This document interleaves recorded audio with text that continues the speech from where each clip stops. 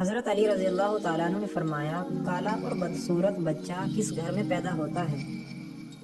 ناظرین، ایک مرتبہ ایک شخص اپنی بیوی کو ساتھ لے کر حضرت عمر رضی اللہ تعالیٰ عنہ کی بارگاہ میں حاضر ہوا اور عرض کرنے لگا، یا امیر المومنین، میں سرخ رنگ کا ہوں اور میری بیوی بھی سرخ رنگ کی ہے، لیکن میرے یہاں پر بچہ کالا اور بدصورت پیدا ہوا ہے۔ یا امیر المومنین، یہ میرا بچہ نہیں ہو سکتا، یہ کسی اور کا بچہ ہے، مجھے لگتا ہے میری اس بیوی نے امانت میں خیانت کی۔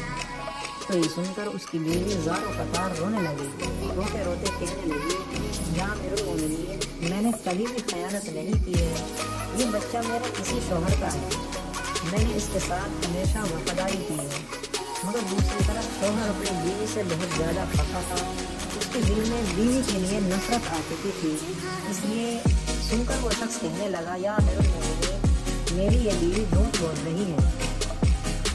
یہ بچہ میرا نہیں ہو سکتا۔ یہ سن کر حضرت عمر رضی اللہ تعالیٰ عنہ سوچ میں پڑ گئے تو سوچنے لگے کہ اب میں اس معاملے کا کس طرح سے حل کیا جائے۔ اس کے بعد حضرت عمر رضی اللہ تعالیٰ عنہ شخص کو اور اس کی بیوی کو ساتھ لے کر حضرت علی رضی اللہ تعالیٰ عنہ کی خدمت میں حاضر ہوئے تاکہ اس معاملے کا کوئی حل نکالا جا سکے۔ حضرت علی رضی اللہ تعالیٰ عنہ نے میاں بیوی کی باتوں کو سن کر پھر شخص سے فرمایا، اے شخص، پہلے تم مجھ سے ایک وعدہ کرو کہ تم سے یہاں پر جو بھی بات پوچھی جائے گی تو اس کا سچ سچ جواب دو گے۔ پھر سن کر اس شخص نے وعدہ کیا اور کہنے لگا، یا حضرت علی، آپ مجھ سے جو بھی سوال کریں گے میں اس کا سچ سچ جواب دوں گا اور جو بھی بات اپنی زبان پر نہیں لاؤں گا۔ یہ سن کر حضرت علی رضی اللہ تعالیٰ نے فرمایا، اے شخص، بتاؤ کیا تم نے اپنی بیوی کے ساتھ حالت حیض میں مباشرت کی تھی؟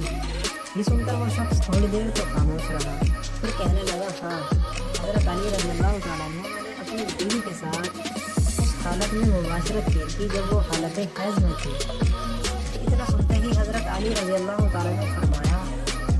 اے شخص، اب تو اس سے انکار نہ کر، جب تم نے حالت حیض میں اپنی بیوی کے ساتھ ہم بستری کی تھی تو اس وقت تمہارا نطفہ تمہاری بیوی کے سیاہ خون کے ساتھ مل گیا تھا۔ حیض کی حالت میں بیوی کے ساتھ ہم بستری کرنے کی وجہ سے تمہارا یہ بچہ کالے رنگ کا اور بدصورت پیدا ہوا ہے، لہٰذا اب تو اس سے انکار نہ کر، یہ بچہ تیرا ہے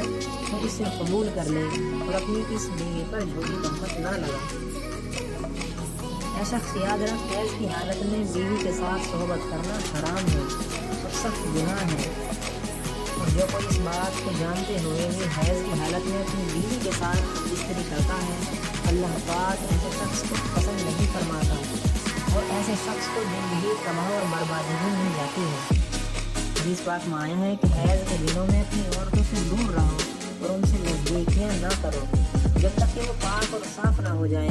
جب وہ پاک اور صاف ہو جائیں تو پھر تم ان کے پاس جاؤ۔